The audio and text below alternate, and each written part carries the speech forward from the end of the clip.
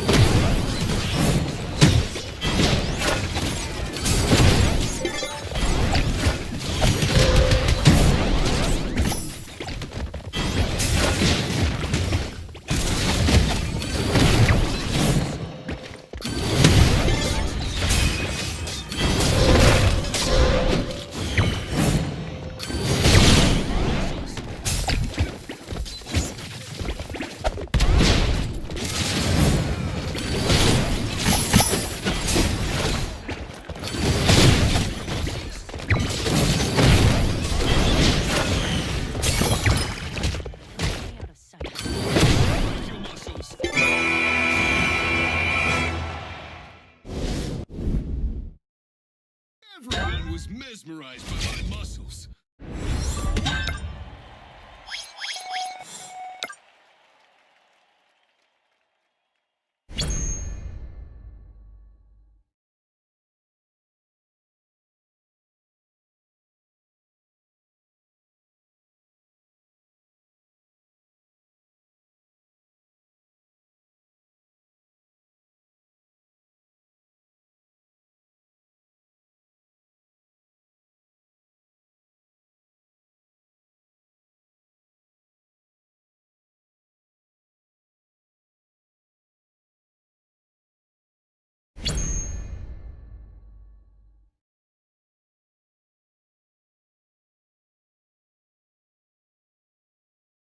I'm all warmed up.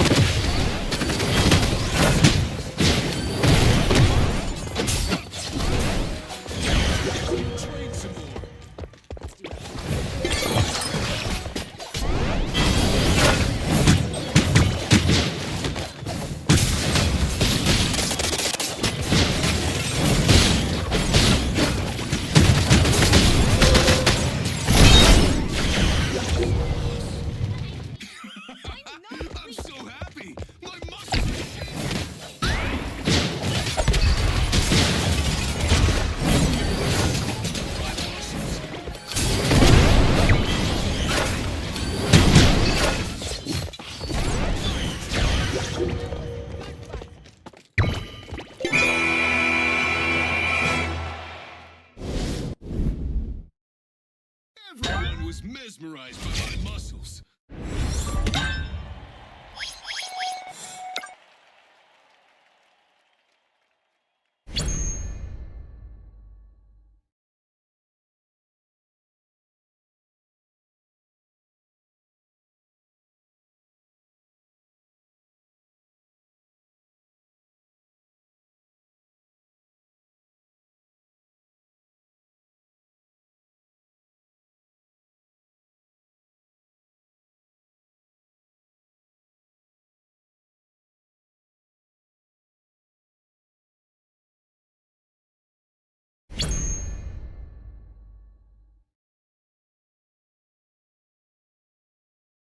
Your muscles aren't too bad. Let's flex together.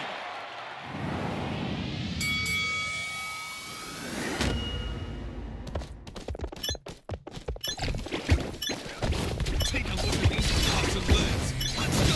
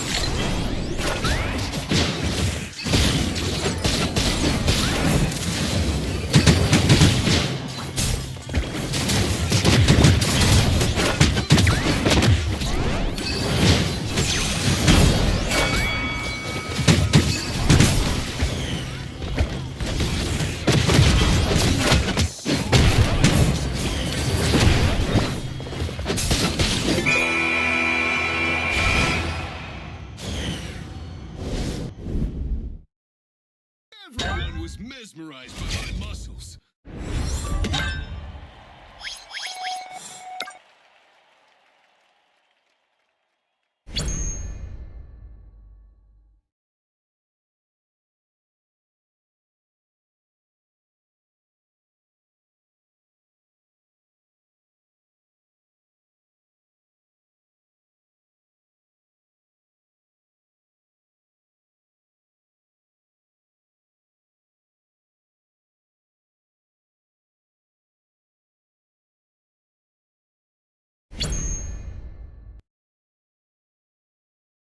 This is your lucky day.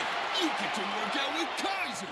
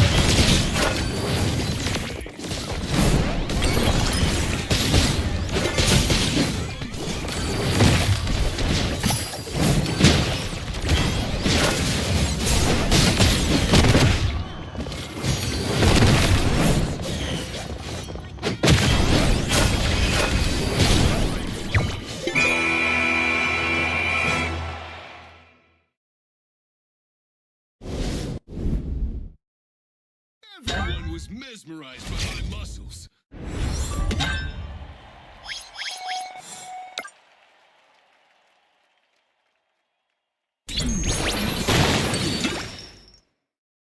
When I broke out from Umbra, Sky...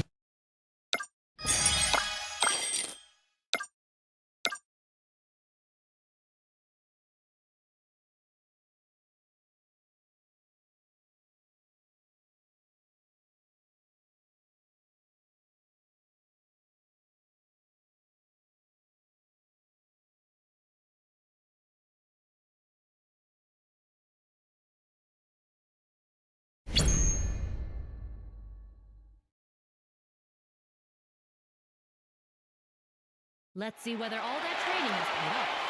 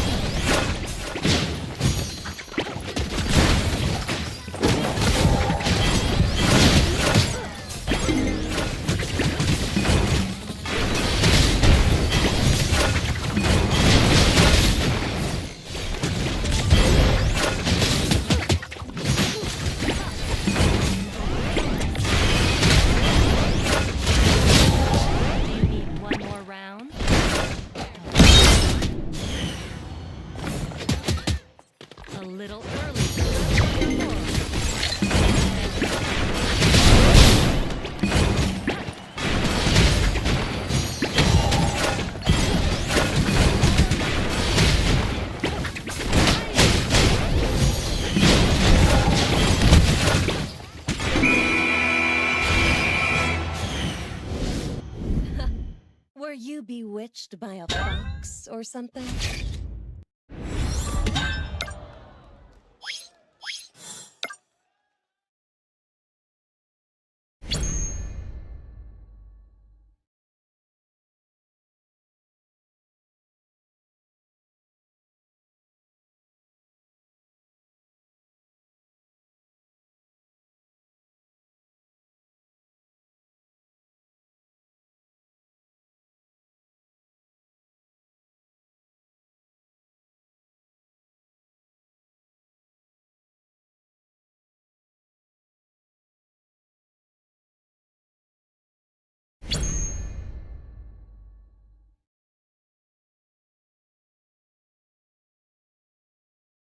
Great!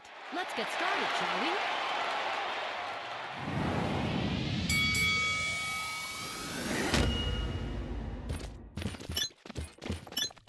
Yesterday's dream has become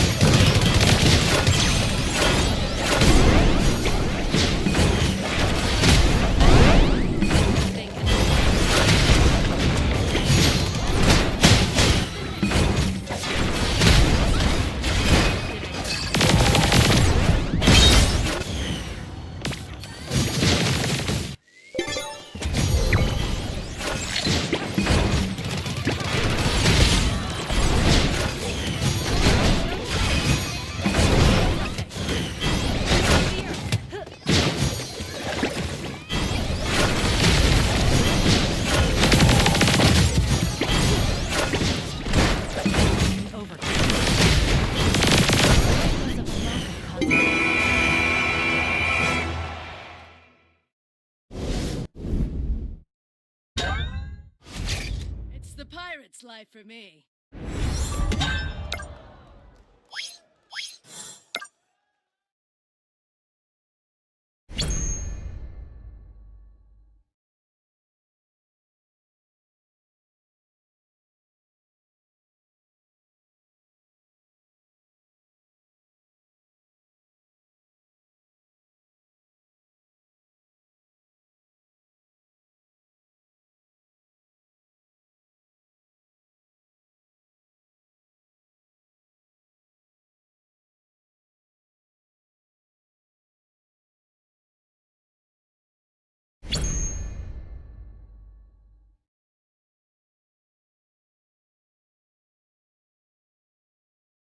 Hook, how about some unrefined rice wine later?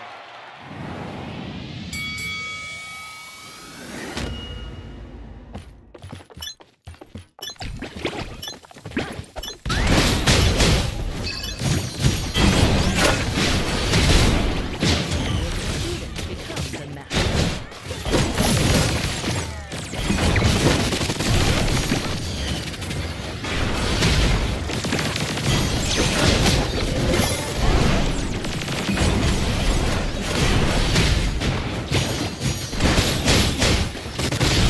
A lack of concentration. Too young to lie around all day.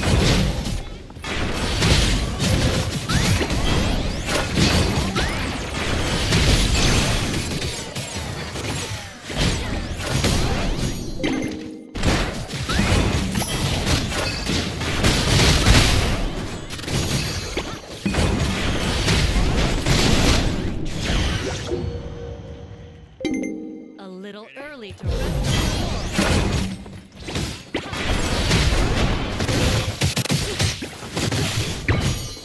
All or nothing.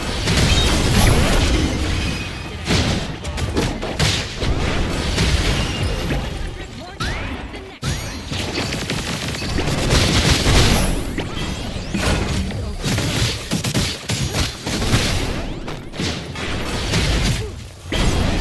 Lack of concentration.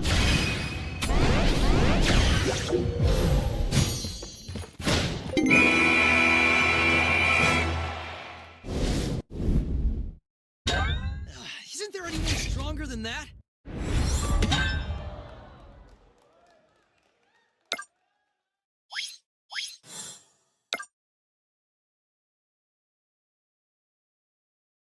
The sky is high and the winds are cool. Now is the time to dance.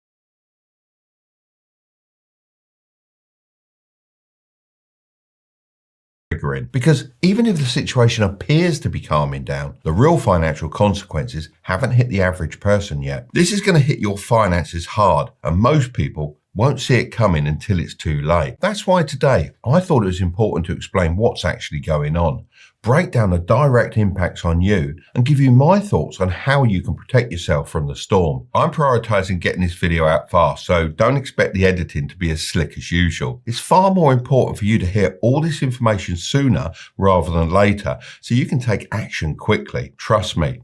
If you watch one video today, make it this one. Right, so I've identified 6 main impacts the Iran war will have on your finances. But for those to make sense, we need to talk about...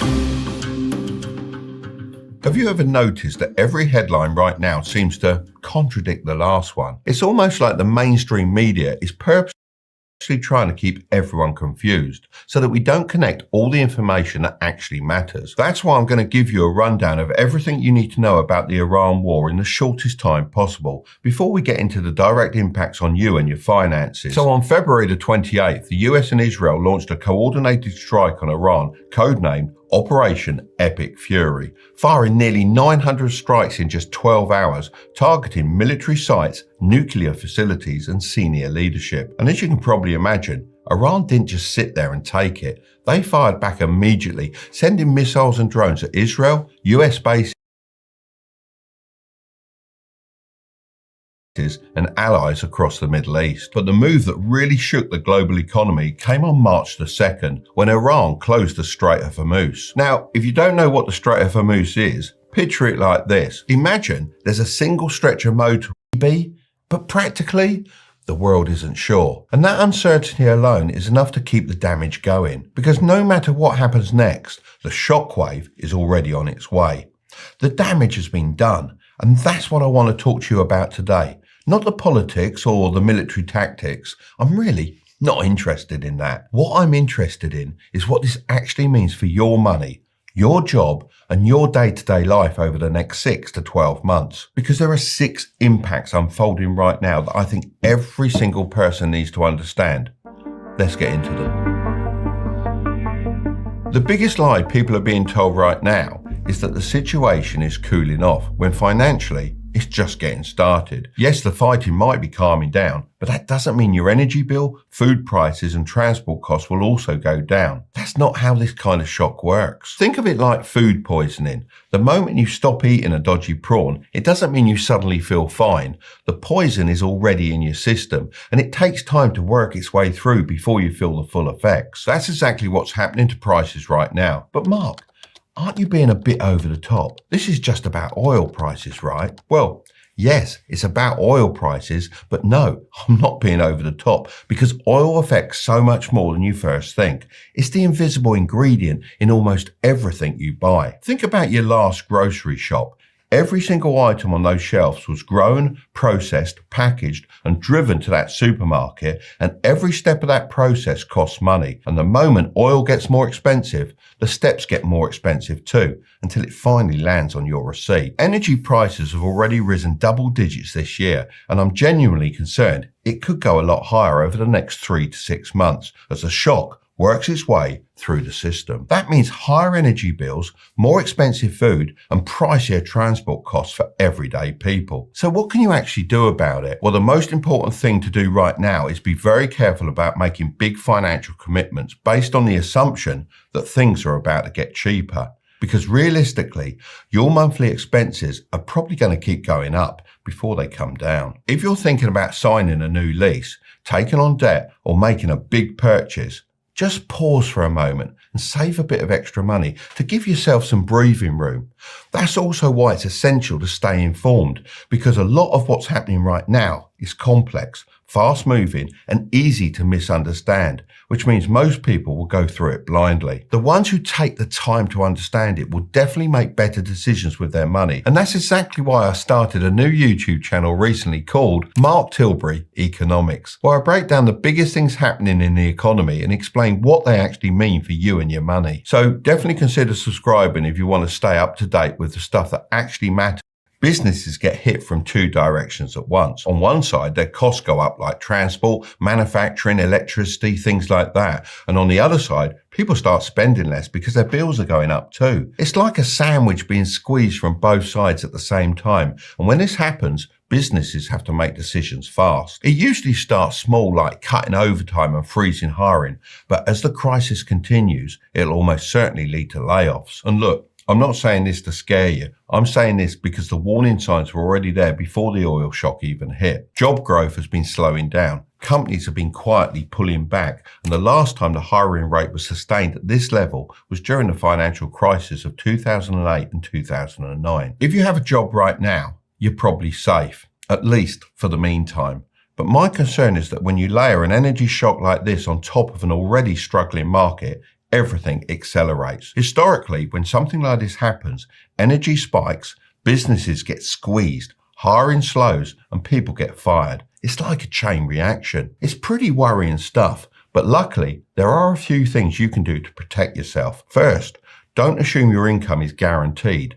Even if your job feels solid right now, this is the kind of environment where things can change quickly. Second, if you're employed, focus on becoming harder to replace. That could mean picking up extra responsibility, improving your skill set, or just making sure you're someone your company needs, not just someone they have. Third, start an online side hustle that has the potential to make you at least $10,000 per month. I know this might sound like quite a hard task, especially if you're working a full-time job. However, you can learn an online skill in 20 hours of focused work and be better than 90% of people at that specific thing. I'm running a free online live event very soon where I talk you through what skills to master, how to package it as a service and sell it to businesses so you can make $10,000 a month. If you want to join me, I'll leave a link in the description so you can sign up. And fourth, don't sit around waiting for the government to step in, which leads me to the third impact.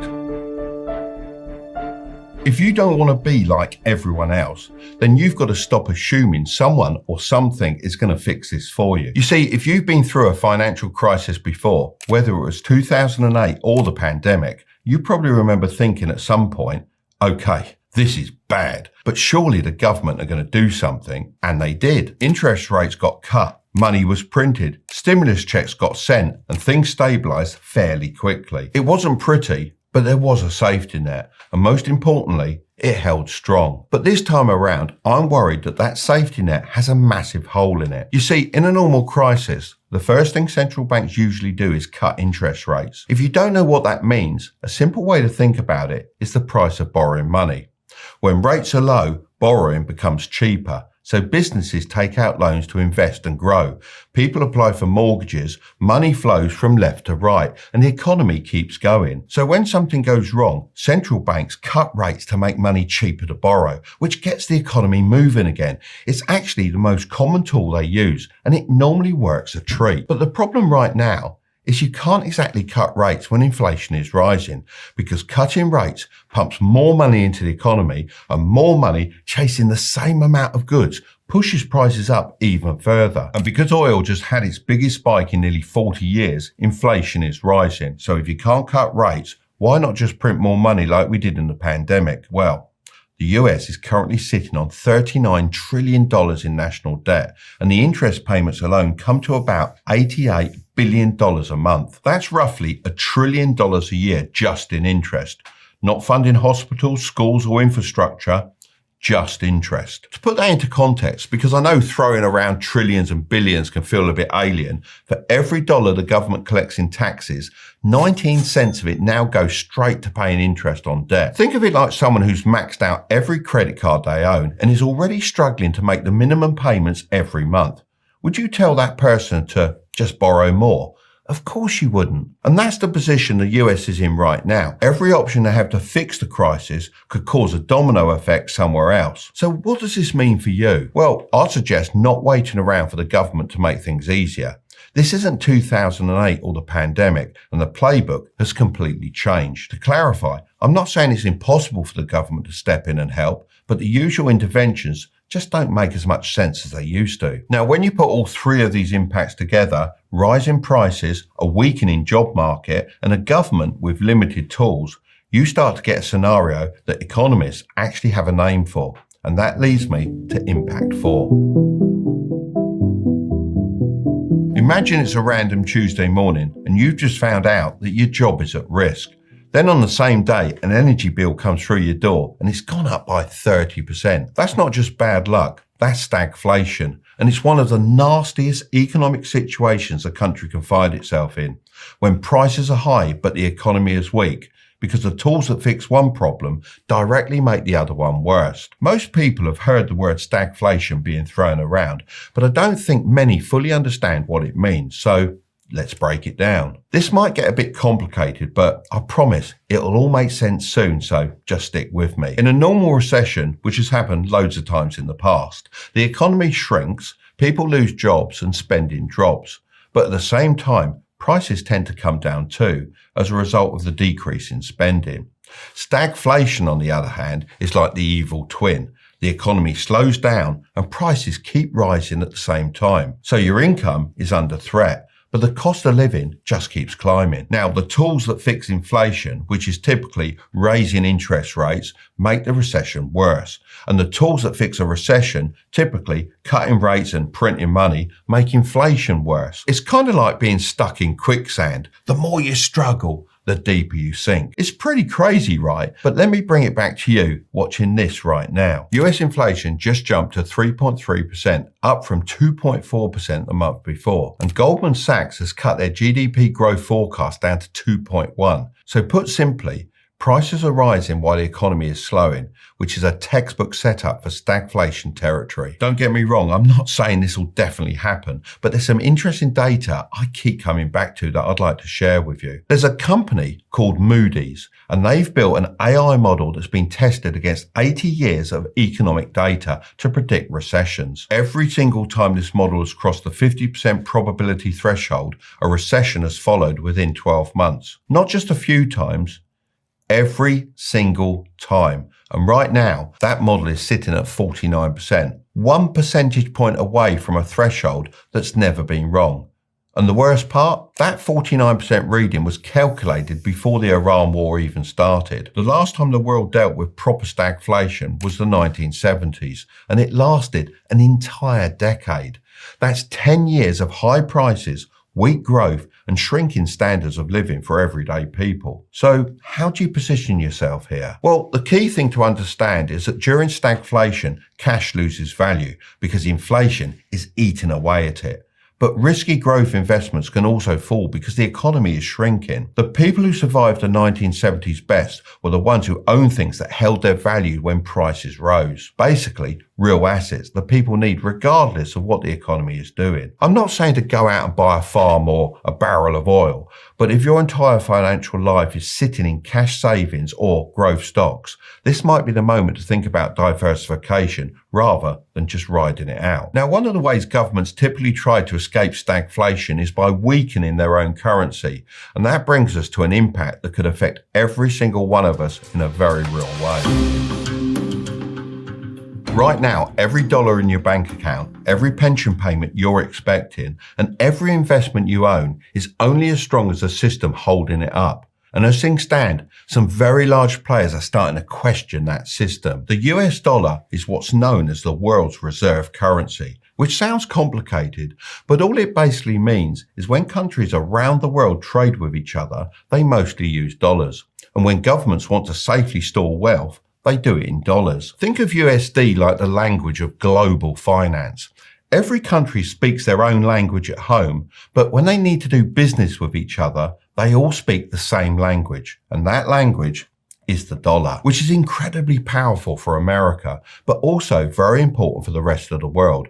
And due to the war in Iran, plus the state of the economy, the US is trapped between three options, and none of them are good for the dollar. Option one is to keep raising interest rates to control inflation, which would eventually bring prices down, but in the process, likely crash the stock market, make borrowing more expensive, and push the economy into a deep recession. Option two is to print money to keep things afloat, But printing money into an already inflating economy could send inflation into double digits, which would eat away at working class people's savings. Option 3 is to declare the ceasefire a win and step back from the Iran situation. But if the US can't reopen a critical global shipping lane that the world's oil depends on, other countries will start asking a very uncomfortable question. Is the US as strong as it used to be? And do we even need the dollar anymore? And that question is already being asked. You see, countries don't just hold piles of cash, and instead they store a lot of their money in something called US Treasuries. If you've never heard that word before,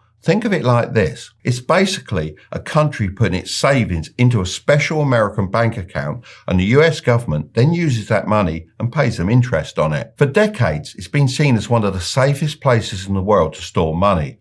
But that seems like it might be changing, because some countries have started pulling their savings out. Foreign central bank holdings of US Treasuries just hit their lowest level since 2012. And instead of putting the money back in, they're moving it somewhere else. Gold. And this is where it gets quite interesting, because gold now makes up 24% of central bank reserves worldwide, while US Treasuries only make up 21%. That's a complete reversal of what we were seeing in 2015, when treasuries were 33% and gold was just 9%. Now, I'm not saying the dollar is going to collapse tomorrow, but it is worth asking, if the smartest and most powerful money managers in the world are reducing their dollar exposure, should you at least be thinking about doing the same? I'm not talking about panic selling or making any dramatic moves, but just asking whether your savings and investments are too concentrated in one currency or one type of asset, because every single one of those three options available to the US weakens the dollar in one way or another, and a weaker dollar means your money buys less wherever you are in the world, which is why people often use the term, when America sneezes, the world catches a cold. And that brings me on to the final impact. Let me ask you something. When your grocery bill went up recently, how did it feel? For some people watching this, it was annoying, maybe a bit jarring, but overall, just something you noticed and absorbed. And for others, it raised questions like, can we still take the kids out this weekend? That gap between annoying and life-changing is exactly what I want to talk about. Because an economic crisis doesn't land the same way for everyone. In fact, it's not even close. I want to be upfront here. This isn't a political point, and I'm not approaching this from any particular ideological angle. I just want to walk you through the numbers, because the story they tell is quite damning. If you're on a lower income, energy and food don't just take up a bigger chunk of your budget. They completely dominate it. Research shows that low-income households spend almost 33% of their income on food alone, compared to about 13% for middle-income households. So when oil doubles and food prices jump, someone earning a high salary notices it, sure, but someone on a lower income feels it in a way that changes their daily life. It's the difference between checking the price of petrol out of interest and wondering if you can afford to drive to work. Now, the obvious response is that governments should step in with subsidies and price caps to protect people. But here's what actually happens when they do that. During the Ukraine energy crisis, 95 of the world's biggest food and energy corporations made $306 billion in unexpected profits in a single year, and 84% of that went straight to shareholders. Think about what's actually happening there. The gas crisis, 95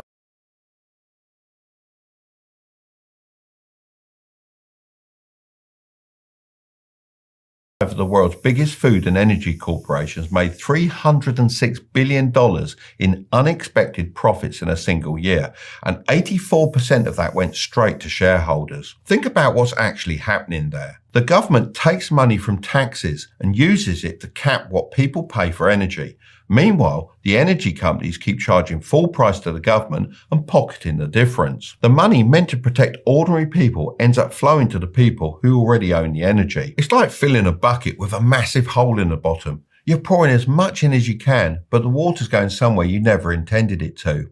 It's the same pattern over and over. During the recovery of the 2008 financial meltdown, the top 1% of US earners captured 95% of all income gains during that period. The reality is, the middle class are being squeezed out of existence, and nobody is coming to save you. That's why you need to take responsibility for your own income, especially in times like this. So please take advantage of all the videos I've got on my channel, because those that level up their skill sets and financial knowledge will come out of this storm stronger and richer than ever before. If you want to know why I'm changing how I invest my money because of AI, then I'm going to leave that video right up there. But don't click on it just yet. Make sure to subscribe if you want to grow your wealth, okay? I'll see you over there.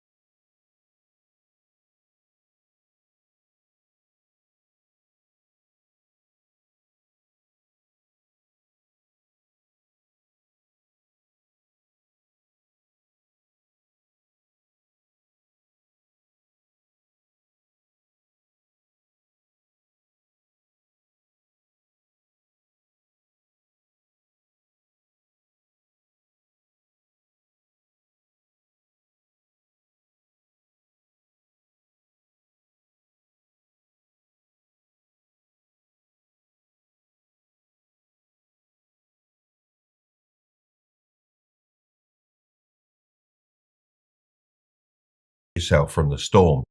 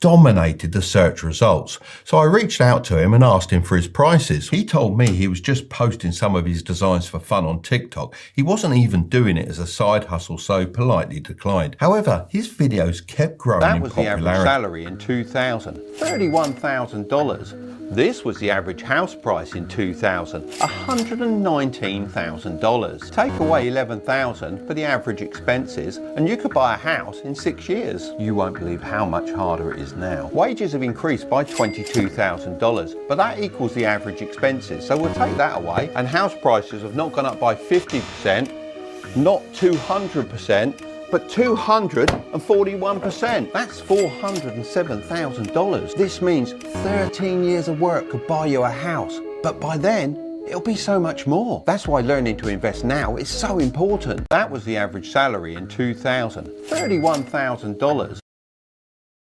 Dominated the search results. So I reached out to him and asked him for his prices. He told